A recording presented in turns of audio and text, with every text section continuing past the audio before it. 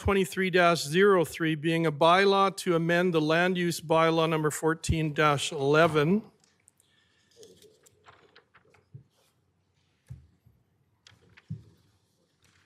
Is in session at 8:12 p.m.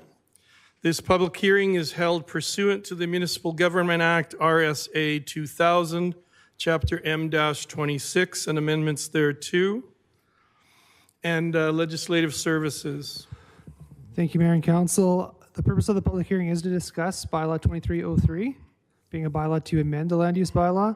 First reading was given during the February 15th, 2023 regular council meeting. The public hearing was advertised on the town's website, through Canada Post regular mail to landowners with M1 and M2 land use, an email to all attendees of the August 30th, 2022 open house, February 24th on Facebook, March 1st in the Strathmore Times, March 6th on Facebook, March 8th in Strathmore Times. To date, no written submissions have been received. Thank you. Once again, the following rules of conduct will be followed during the public hearing. Presentations should be brief and to the point and shall be limited to 5 minutes in length. The order of presentations shall be the administration, followed by those in favor of the bylaw, those opposed to the bylaw, and any other person deemed to be affected by the bylaw.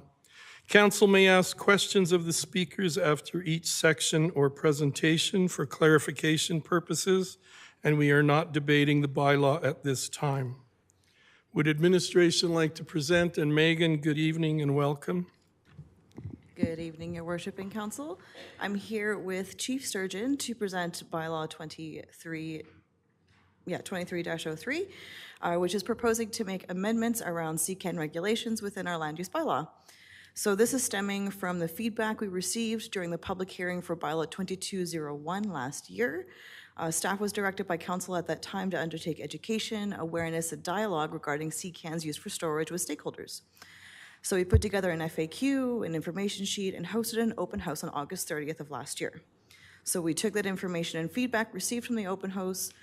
Staff held internal discussions to determine how best to accommodate the stakeholders' concerns while also retaining the safety of our first responders, businesses, and residents. So the bylaw before you proposes the following amendments: to include a definition for a temporary CCAN as a CCAN placed on a non-residential property for a period of 28 days or less. This will give businesses more time to receive shipments and to store equipment on a short-term basis. We're proposing to exempt these CCANs from obtaining a building or development permit. However, if the CCAN will be holding hazardous materials, the landowner is still required to register it with the fire department. The next amendment is to delete the ventilation section and to allow the storage of hazardous materials, excluding compressed gases. The Alberta Building Code will control when a CCAN needs to be vented. The size and placement of the vents will be established by an engineer and based on the formula within the building code. The final proposed amendment is the requirement that all CCANs requiring a permit be registered with the fire department. The information contained in this registry will allow the fire department to make detailed pre-incident plans for these sites, ensuring the safety of the first responders as well as the business, should there ever be a fire on site. So that's a pretty quick summary of what's been happening over the past year and a bit. Both myself and Chief Sturgeon are here and happy to answer any questions you may have. Thank you. Thank you, Megan. Are there any questions from councillors for Megan or for Chief Sturgeon? Councillor Montgomery. Thank you. So the question has to do with venting, of course. So since it would be a requirement of the building code, can you tell me what action, either proactive or reactive, the town would be taking to ensure compliance with the building codes? So every CCAN is required to obtain a building permit. Within that building permit, when they speak to our building inspector, they'll say, hey, these are the kinds of things that we're storing. And if he says, oh, that's a hazardous material, please supply an engineered report that tells you what size vent you need, where it needs to be placed, that sort of thing. And then, of course, the building inspector will do an inspection once everything has been completed and basically check it off. Okay. Thank you. Thank you, Councillor Montgomery.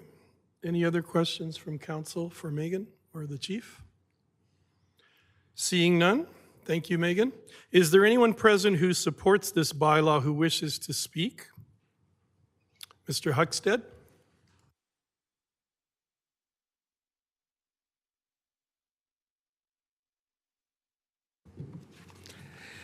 I was here, I think, about a year ago, and I brought up the concerns I had, and I thank administration.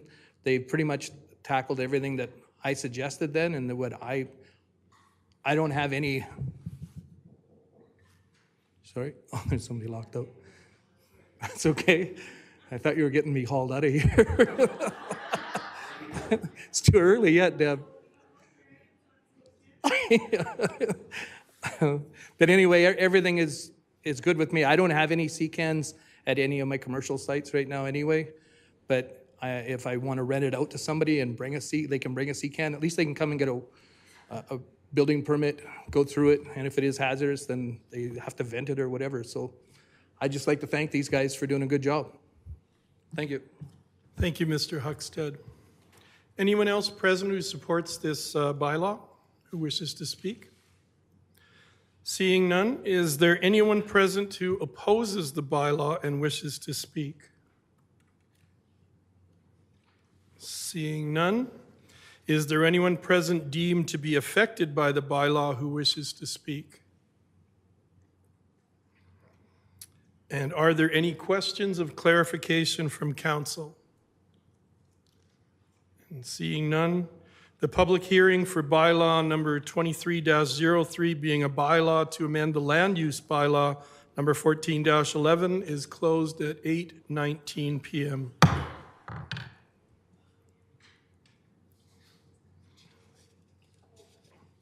Underneath public comments, we're now, for those of you who are wondering what's going now, we're now into the regular council meeting. So we come to item 4, public comments. There are no registered public comments. Are there any members of the public present who wish to comment on an item on the public agenda?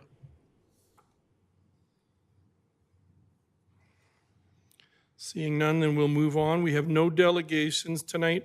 We move now to item 6.1. Are there any items from the proposed consent agenda that council would like to see removed and dealt with separately? I just have a clarification. Okay. With the Epilepsy Association of Calgary, are we just accepting that as information, or are we proclaiming that as a day? Jonathan? Thank you, Worship and Council. If it's on the consent agenda as is, it'd be accepted just as information. If you would like to make that proclamation, you'll need to pull it off the consent agenda and then make the proclamation. So if everyone's comfortable, then I'm looking for a motion to pass the consent agenda as presented. Councillor Wiley? Sure. I move that council adopt the recommendation of the following agenda reports by an omnibus motion. 7.1 regular council meeting minutes from March 1st, 2023. 8.1 deputy mayor rotation schedule update. 8.2 Strathmore Day proclamation, and 11.1 Epilepsy Association of Calgary to accept as information.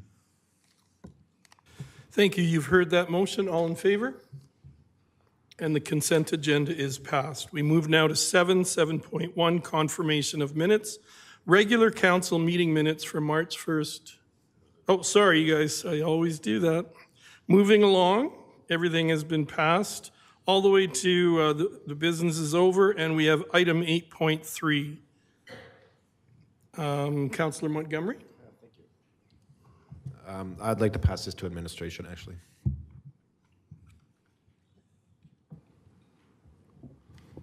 Pardon me, sorry? Okay, sorry. So thank you, Worship and Council. So before you is an item just related to media inquiries during the powwow this weekend. As per the Council Code of Conduct bylaw, Section 5, it dictates who can speak on behalf of council, who's council spokesperson. In the bylaw, it's the mayor, and when the mayor is not present, it would be the deputy mayor. Because the powwow is this weekend, it's a large event that we're expecting a couple media inquiries. Administration's requesting / recommending that council allow for all members of council to speak to the media when the mayor or deputy mayor is not present during the event. Jonathan, just for clarification, does this need to be an emotion then that we pass? Yes, there's a recommended motion. Thank you. Councillor Wiley? Oh, sorry, I definitely did not mean to talk on this one. Councillor Montgomery? Thank you. I will move that council authorize all councillors, except for me, to respond to media inquiries. Yeah, that's fine. I guess me too. I will move the council authorize all councillors to respond to media inquiries regarding the Lead by Example powwow during the event on March 18th and 19th, 2023, provided that the mayor or deputy mayor are not available. Thank you for your motion. Councillor Peterson, did you want to speak to that? So, are you two leaving town? Like, no. So you're both going to be around? Yes, it's just we may not be around at all times of the 2 days, so But we if can find you. possibly. Your worship, I don't understand why this motion is. Well, I think it's mainly along the lines, and Jonathan, you can add, maybe it's along the lines of if there's a lot of media coming, going, and they happen to come upon a councillor, and you can't get a hold of me, and they need to go back to the city to edit their news thingy, then you'd be free to make comments and to be interviewed.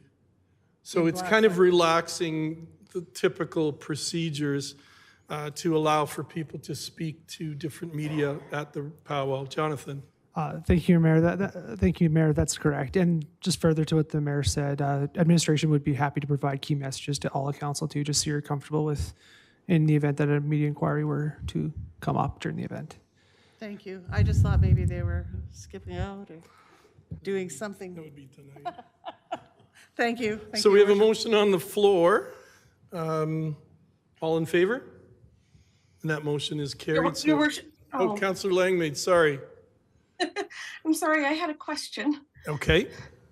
I just want to make sure that I'm very clear on what the procedure we're expected to follow is. I understand that this is making us available to the media. What sort of procedures would we be expected to follow to try and contact the mayor and deputy mayor for comment first before commenting? Would a text message suffice? Should we be trying to call them, email them? What should that process look like to ensure that we've met that we've tried to contact the correct people first? Jonathan? before? Thank you, Mayor and Council. So the process that we have tentatively planned for this weekend is that if there is a media inquiry, they would go to guest services and they'd be directed to talk to a member of administration, either Kara, myself, Mark, or Kevin, and we can help direct that media member to whichever councilor's in attendance. If the mayor or deputy mayor are in attendance, it would obviously go to them first, but then depending on council's availability that weekend, we may look to another councilor as well, whoever's in attendance. I will be in Strathmore all weekend, so I can easily be reached. I didn't want to necessarily say this to the public, but my town cell is always on, so you can always get a hold of me. I hope nobody starts texting me at 3 in the morning. But yeah, you can get a hold of me, and then we can deal with it on an as it comes basis too. If I can't get there at a certain time and they want to interview someone now, then we'll just make it happen. If that helps everybody. Does that help? Thank you. Bless you too. Okay, so I did call the question, so I'll do it again because I didn't see Councillor Langmaid's hand up for a question. All in favor? And that motion is carried. We now move to bylaws, 9.1, land use bylaw, amending bylaw number 23-01, which again is on page 46. And Chuck, you're back and welcome. Thank you, Your Worship, and members of council. I don't have much to add, but I'd like to say a few quick things. Councillor Montgomery asked a good question earlier about the existing development which could occur on this land, which is currently zoned M2 General Industrial. I've listed those uses. I'm not going to list those again, but I just think it's important to highlight that, any of those uses could come in.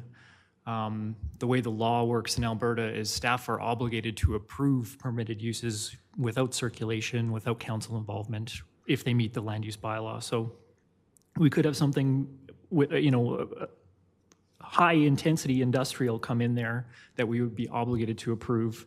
And I'm just going to read out some of the requirements of the district, which the project before us tonight is exceeding. So right now, the current zoning only asks for a minimum 4.5 meter landscape strip parallel to the front road and a 3 meter landscape strip on other property edge. The developer, although it's just a concept, has, providing more, that's 7+ meters. The height, they can go just as high. Parking areas, all required parking areas shall be minimum gravelled. We're talking about some kind of industrial things that could occur on this land, and it's kind of a threat to my department to have general industrial next to residential. So I think this change to medium density is somewhat appropriate, very appropriate for the site. And I want to remind council too that we're making a decision on the land use from medium density residential from general industrial to medium density residential. This isn't approving the project tonight. The developer has quite a rigorous process to go through if zoning passes tonight. They have to go through the development permit process here at the town, which involves circulation to multiple departments, including the fire department, my department, trained horticulturalist in the operations department, the engineering department, who all have a look at the drawings, review everything, and make sure that we're getting a site that functions, we're getting a site that takes into the concerns that we've heard so far in the process, and that we get a project that doesn't adversely affect these adjacent landowners. And I think just to summarize that, I think the medium density townhouse project is a good project and one of the better ones that I've seen, and could be a much better use for this lands than the current general industrial uses that are listed there. Thank you. Chuck, just for clarification, you said that the amending bylaw is strictly for zoning, but how will the height then enter? It'll come back to us a later time where we would decide on the design and whether we allow the height of the building to change? It's a good question. Thanks, Your Worship. Council is setting a site-specific height requirement of 14 meters that they can't exceed. That's all we're doing. They could come in with 14, they could come in with 12, which they've indicated they're going to come in with 12. So when staff gets that application, we would make sure that they would meet that height requirement that council set. Same with those other specific site requirements in the zone. Okay, I just want to make sure that all of our council is aware, though, that if we approve this, we're basically saying we're okay with the height being 14 meters of a development there. Correct, and it's important to note that I was talking with Director Dugdale today too, that this is 14 meters. It's builders and developers usually go a meter or two above of what they really want, because there's always a discrepancy with grades. It's going to be a pain in the butt if they're 12.5 meters when they come in for their development permit. Although they promised 12, they might come in a little bit higher than 12. It's good planning, and they said so tonight, to kind of ask for a little bit more height than they plan to go, just for safety's sake later down the road. But yes, council would be approving 14-meter height to the eaves tonight. Thanks. Thank you for that clarification. Councillor Peterson? Just have another clarification, Mr. Proctor, and that is, there were concerns that people were misled in the information leading up to this hearing tonight. I'm wondering if you could elucidate around that, provide some elucidation around that. Yeah, thanks, Councillor Peterson. I don't have a copy of the notice. Jonathan, do we have a copy of the notice that was mailed out? There's one on the planning drive that I could go get quickly if there's maybe another question, or maybe Megan could go grab that for me. Or Colin's got one. Yep.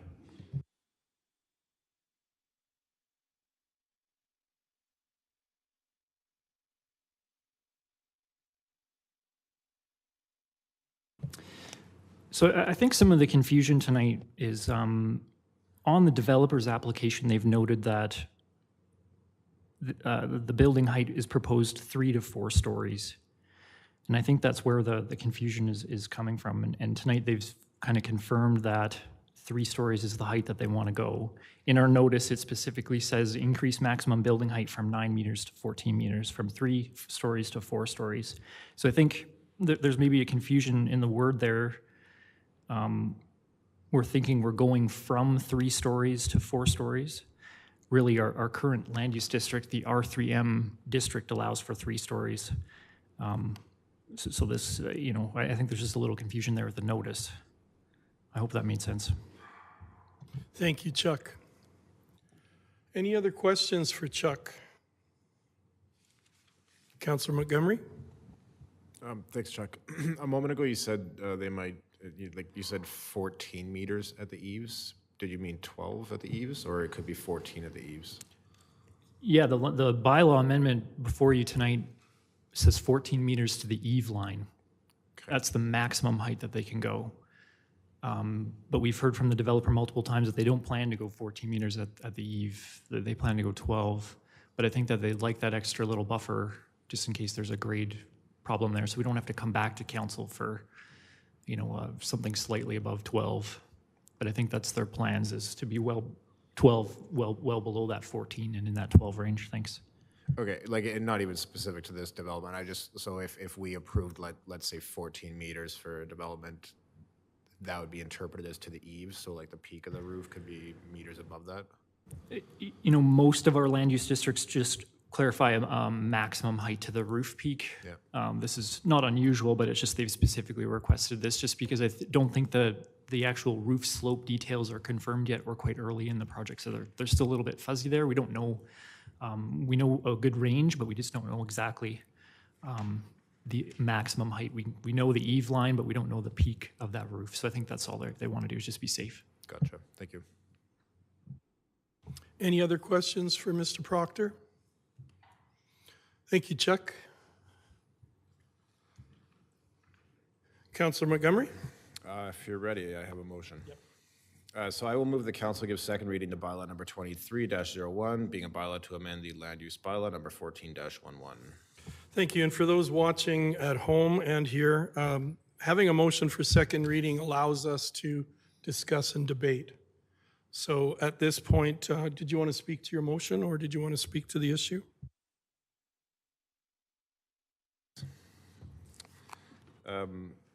So first of all, I appreciate what the developer is doing here and what they're trying to do. And I also appreciate where the homeowners are coming from. I certainly,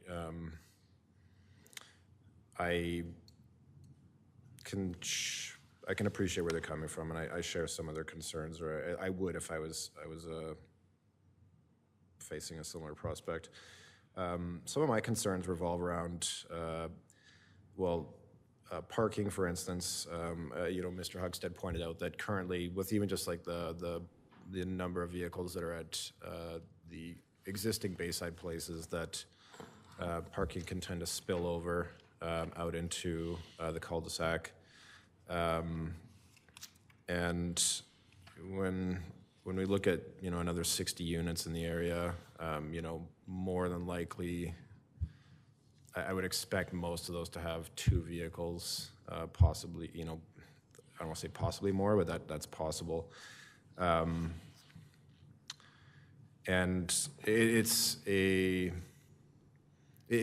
our current land use bylaw says that there should be, I believe, 1.5 parking spaces per unit. So I think it's debatable whether that's appropriate in all instances, or whether that's meeting the needs for certain developments. I have concerns that this development would run into parking issues. And then I also have concerns about the population, the number of people that could potentially be living in this area. It's fairly condensed, and it's not just the one development. I have concerns about what the future, the next development could potentially bring in, and whether or not we would be creating a problem with just the number of people that are living in that small of an area. The traffic, and just kind of the number of people in there.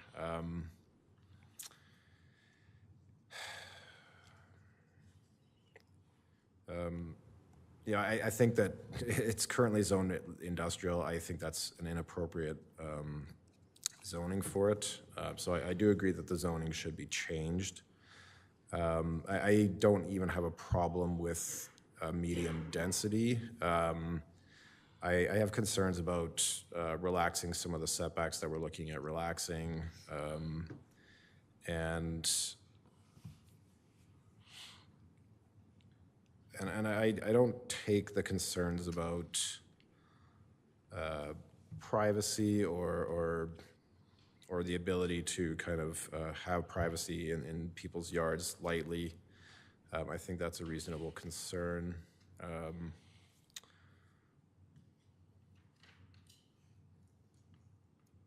And while I am interested in seeing this property developed, I personally think at this time that some of the relaxations that we're being asked to make for this property are not in line with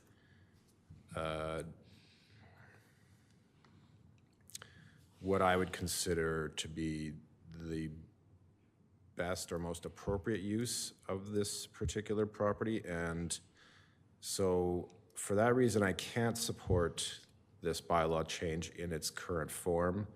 I would like to see the developer and administration possibly work out something different, if that's possible. But at this point, I can't support the current changes. Thank you. Thank you, Councillor Montgomery. Councillor Wegener? So I kind of echo some of what Councillor Montgomery said. I kind of drew up a list of pros and cons. I'll start with the pros for it. One of the big check marks is it hits our strategic plan to address low-income housing. At what cost, though? There will be some temporary employment during construction, so there'll be some resident or some hopefully some Strathmore people employed here. It will give us an increase in our tax bases. The cons, again, I look at the and I don't know who said it. Everybody mentioned privacy, the family security issues. That is something that is important to me. The traffic density and the traffic noise bringing into a residential area is something that I'm concerned about.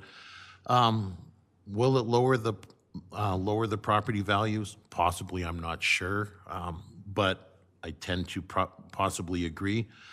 The accessibility issues with no elevators and parking. So I sat here and I listened to everybody tonight. I took although I didn't say much earlier, I took a lot of notes. To me right now, the cons outweigh the pros, and I don't know if I can support this as it stands right now either. Thank you. Thank you, Councillor Wegener. I'll just echo some of yours. While I believe this is a much needed development for achievable housing, I just don't feel this development with its density, the traffic flow into Bayside Place, the height of the buildings in an established area of housing warrants me voting in favor of amending this bylaw. It's a site-specific one. We need achievable housing, but this design on this site is something that I can't support, and the height part of the amendment, as well as the cutback in landscaping, was something that concerned me. But as Councillor Montgomery said, I would love to see something come back to change the zoning using our existing bylaw without amending it. So for those reasons, I cannot support this change. Any other councillors wish to speak? Councillor Wiley? This debate's weighed very heavily on me. So I ask myself, like, who's not here today? Who's not in the presence to kind of advocate for themselves? And in the 18 months that I've been on council, I've met many people who can't afford to find a place in town, and they're coming out from Calgary to work here. We've met business owners who can't find employees because they can't find people who can work here and because they can't live here. We have a shortage of first-time renters, first-generation Canadians. Low-income families cannot find homes in Strathmore. I listened very attentively when the administration talked about how we need a wide range of housing, close to existing roads, central location, filling brown lots, modestly increases our density, increases availability of affordable housing, brings new housing product on. It's an affordable community, and there's a massive shortage of rental units. I did not go into politics to be popular, and so I will be supporting this land use bylaw amendment. Thank you, Councillor Wiley. Councillor Peterson? So, Your Worship, in line of that, first of all, when I look at the changes to the land use bylaw, I do have some concerns with regards to the height, and I'd rather make amendments to see that lowered. But I am generally in favor of the bylaw amendment with exceptions. I'd like to see amendments to the building height. I'd like to see an amendment that would include lighting on the pathway at the back of that. I'd like to see underground power infrastructure be put in there. And I also know, I recognize that Mr. Huckstead's comments with regards to the industrial is critical, but I think, you know, that industrial is going to move, and I know we're going to have to make you whole. I understand that, but you know, sooner or later you're going away, and not far, but I think that it's not going to be, we're not going to have an industrial site in the middle of our community. The bigger problem for me is that we are being told that we have an imminent population explosion facing a community that has no housing. And I'd like to hear from you how you expect us to do that. You're saying, not there, but then where? Because in the last 5 years, I've had several people from this community, developers and builders, as I know our planning development up, come to me and say, we really want to develop on that land. We'd like to make small homes. We'd like to build tiny homes, which I know all of you would be in favor. I certainly was, but they couldn't get it together to do it. I saw other developers come forward with other plans saying, you know, we would like to put in senior complexes, you know, living complexes that had a 30-year half-life and that could be turned into, you know, student apartment buildings, you know, 30 years from now when our senior population starts to drop, but they couldn't find the wherewithal to do that. So we sit today with absolutely zero places for people, affordable places for people to live in this community. We have none. We have an imminent population of 1,500 looking to come here. And where are we going to put them? We don't have anybody writing checks. Not now. I haven't seen them, except these people that are in our midst tonight. And it is a money-making proposition, make no mistake. It's a capitalist proposition that offers 25% of an area for low-cost housing. So I can't see any other option forward, any other way forward in terms of being able to put this into place so that we have space to build a community, because communities are for everyone. Councillor Montgomery and I live in downtown South, which has been designated high density. I've watched my community completely change. I've watched the 4-story buildings go up. I've watched the 4-plexes, 6-plexes, 10-plexes, and 16-plexes go up all around me. And I saw the door-to-door pamphlets and the protests and the letters to the editor. But I also saw the other side. And I lived in that environment when change was difficult. But I also saw the other side.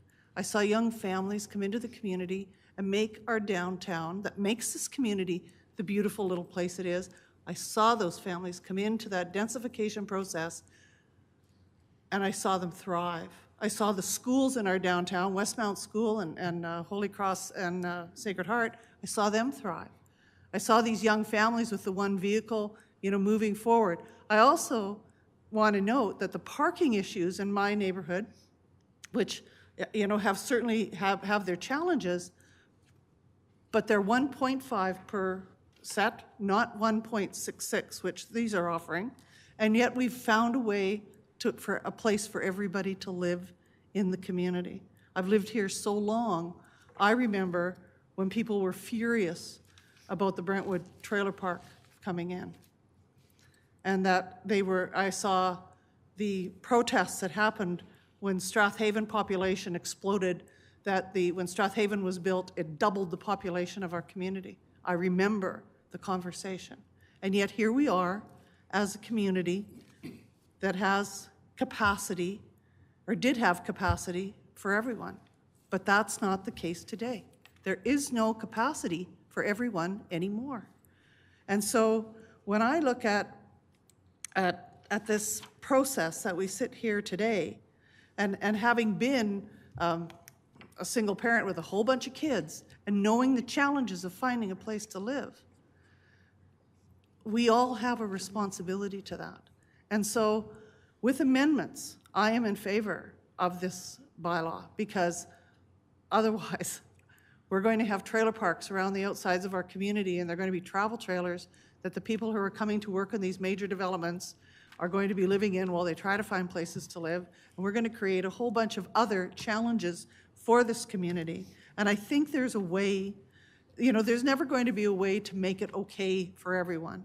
And I understand and I feel for the challenges that people in the communities that are affected by this are facing. I understand that.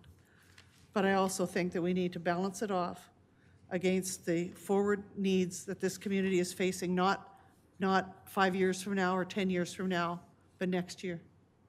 Thank you, Your Worship. Thank you, Councillor Peterson. Councillor Mitzner, and then Councillor Langmaid. Okay, I struggle with $1,700 a month being affordable housing. I don't support the density, and we would not put a playground in an industrial park and add people, so I will not be supporting this. Thank you. Thank you, Councillor Mitzner. Councillor Langmaid. Thank you, Your Worship. First, I'd like to say that Councillor Peterson, as usual, has taken many words out of my mouth, so I'll keep my comments brief this evening. These are really complex issues, and they're really complex things for us to consider as a council. And they're complex for me too. One way that I approach thinking about them is, how would I feel if this was happening in my yard? And while I can sympathize and certainly understand many of the very well thought out concerns that were brought before us today, I also have to consider the needs of our wider community. And when I consider those needs, I see how many people are in need of housing in our community, and I can see the wave that's facing us. And the comment of where do we put them is valid. We need housing. And when I think of this development, I also think of the families that will be within walking distance of their grade school, something that wasn't possible for me as a kid growing up on the bus. You didn't have that opportunity for families. I do agree that there are some amendments that I would like to see in this bylaw, but the only thing that we have guaranteed for us in life is that things will change. And that site has been stagnant and unchanging for a very long time, but the change was guaranteed at some point. And I know that can be very difficult, and I know what that change goes to really does matter, especially to everyone sitting in the audience today. But I will prioritize someone having housing. And for that reason, I will choose with hopeful amendments to support this today. Thank you. Thank you, Councillor Langmaid. Councillor Wiley. I'd also like to address the idea that why don't we just put it somewhere else? Why don't we just put it somewhere else? The reality is we don't put it anywhere. Like, we have a developer who's willing to put it here. And in 18 months on council, I've had no other developers come forward to build 60 affordable income housing properties in town. It's a huge number. That's why you're here upset. But it's a very good thing for this community. So we don't put it anywhere. We're simply I will simply be supporting this bylaw because this is a developer that's willing to put the money into this spot. I just want to finish my thoughts with, if Strathmore Town Council were to put up red tape and were to put up delays and were to put up obstacles to building affordable housing, then we can't be surprised when there's nowhere for people who are struggling to live. And so I actually consider myself a conservative member of this council, which is precisely why I'm going to be voting in favor for this, because I don't want Strathmore taxpayers to be on the line for us, the taxpayers, to be building affordable housing when we have a perfectly good developer who's willing to come in with their money and put something in. And so, again, I will be supporting this. Thank you, Councillor Wiley. Councillor Peterson? Your worship, I need guidance with regards to the process for moving amendments. Jonathan? Can I tell you what amendments I'm proposing, Mr. Strathy? So the first amendment I would propose is to move the height restriction to 12 meters. Second one, and that's because I'm not good with fuzzy, makes me nervous. The second one is that I would amend the bylaw to include the central power pole being put underground. Is that a possibility? My engineers probably know better than me, but it's not appropriate. It's not appropriate. That's what I need to know.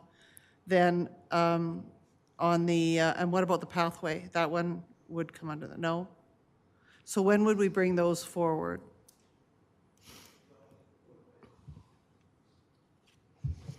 Your worship, you, Councillor Peterson. I mean, we've all been here tonight.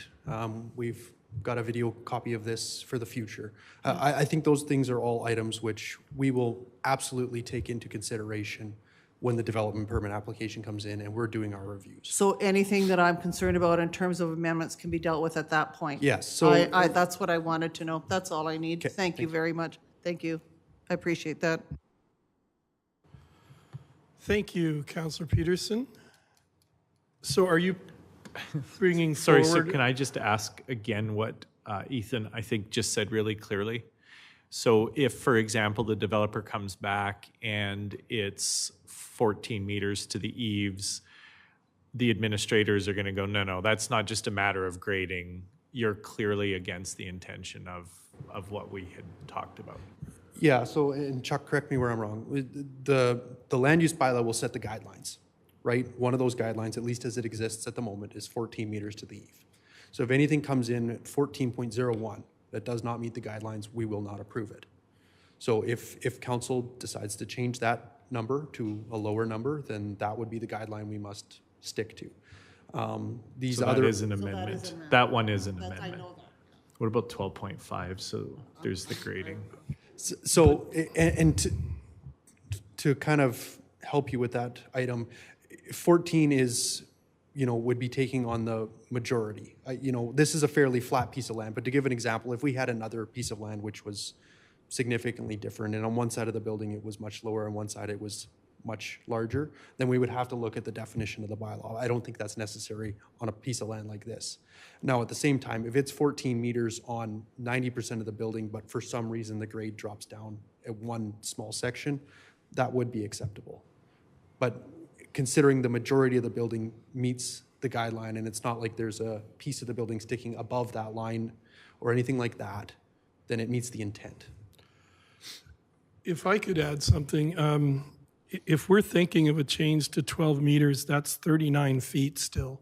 This building is 10 and a half meters. So you're still looking at a building taller than this on that property. I don't doubt that we need achievable housing and affordable housing, but having heard from everyone tonight, I just don't feel buildings of this height with this density, spilling the traffic into Bayside Place is a good fit for the neighborhood. So I'm prepared to still vote against any amendments because I think the 9-meter height is reasonable in that area. So that would still be my stand on this. So are you preparing to put forward an amendment to the motion that's on the floor? So going back to our engineer's comments, you're thinking that they will be in that, already in that 12 and a half range? I'm getting head nods, so yes. Yes. So there would be no point in making an amendment to something that's already Yes, happening? the change that you're contemplating at the moment would not change the project. I'm not prepared to make the amendment, Your Worship. Thank you. So is there further discussion? We do have a motion on the floor to amend the land use bylaw 14-11. Any other comments? Then I'll call the question. All in favor of amending? Opposed? So it is defeated 4-3. Thank you, everyone. We move now to 9.2, Land Use Bylaw, amending bylaw number 23-03.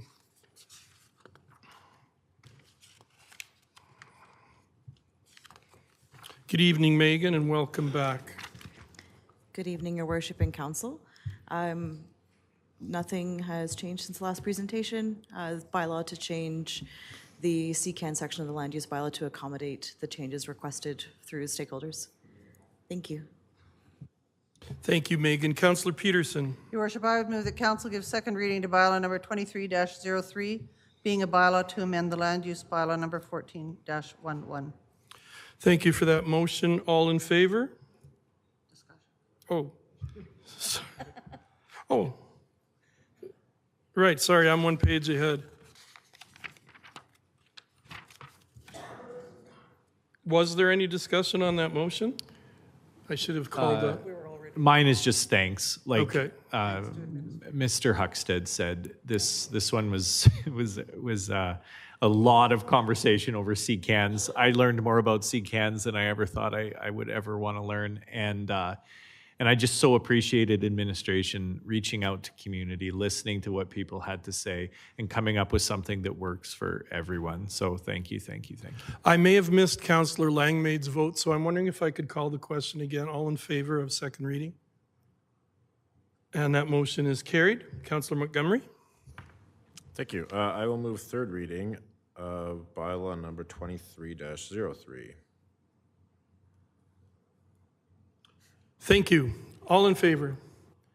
And that motion is carried. Thank you, Megan.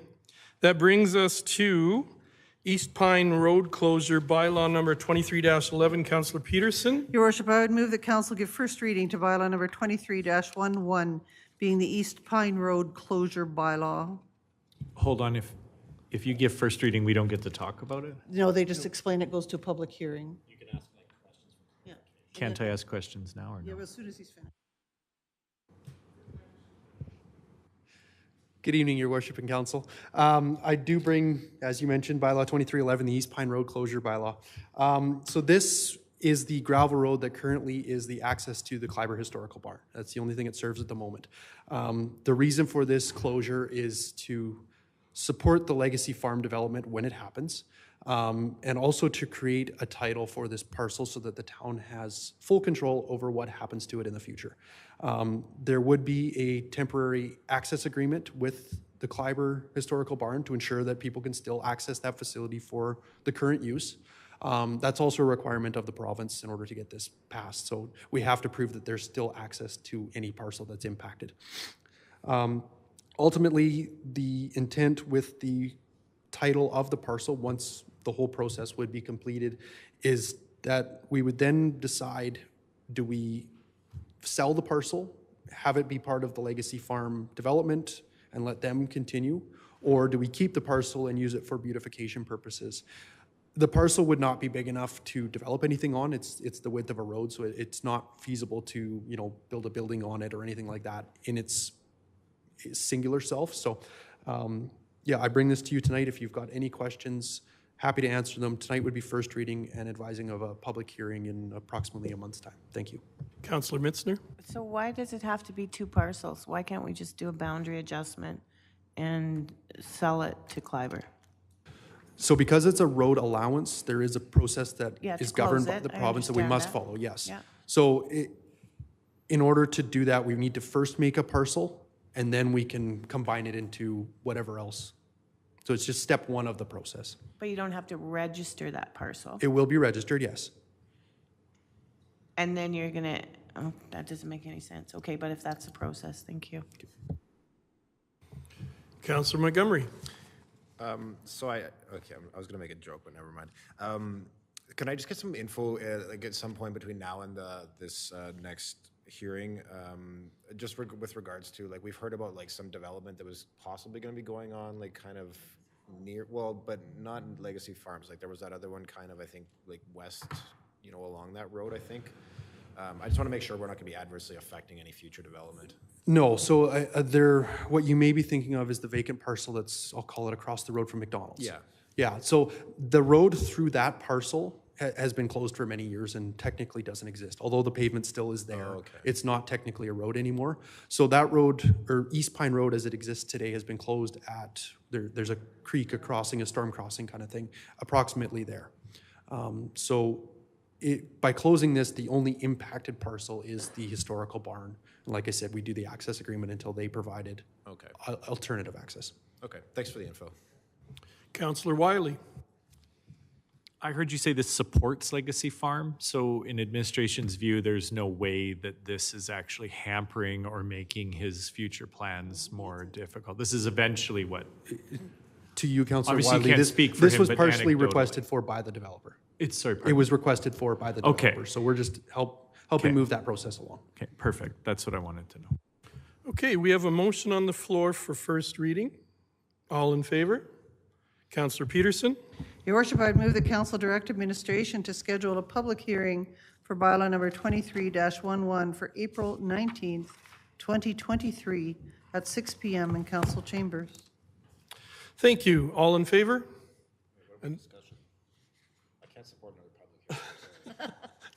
No more public hearings. And that motion is carried for another public hearing. All right, we move now to 9.4, 2023 Fees Bylaw, amending Bylaw 23-13. And Leanna, you are presenting. I am, as soon as I can figure out how to make this shorter. There we go. These guys are a little taller than me.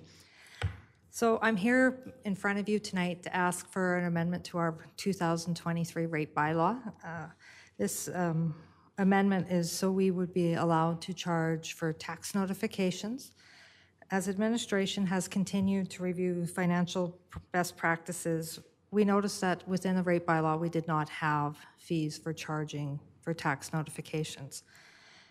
In order to be able to start the process for tax recovery, we need a fee to put a tax notification on title. So normally, administration would have brought this before council at a committee of the whole so we could have an open discussion and talk about different processes.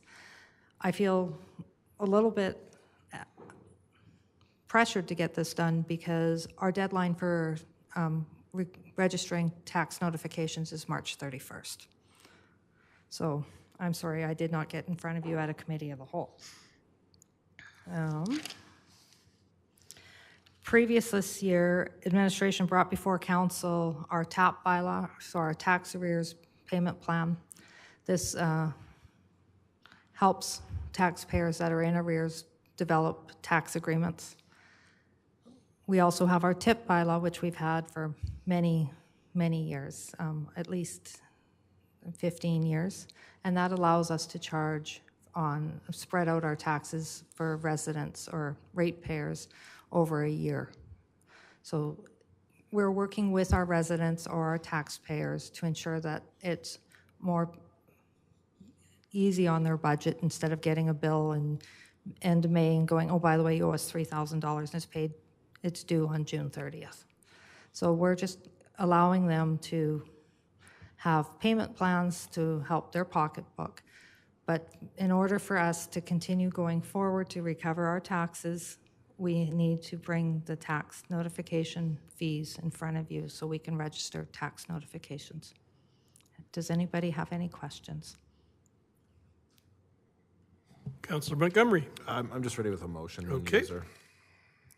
I will move the council give first reading to bylaw number 23-13, being a bylaw to amend the 2023 fees bylaw number 22-27. Thank you for that motion. All in favor? That motion is carried. Councillor Peterson. I'd move that council give second reading to bylaw number 23-13, being a bylaw to amend the 2023 fees bylaw number 22-27. Thank you for that motion. Now that we have a motion for second reading, is there discussion or commentary? Councillor Montgomery? Nope.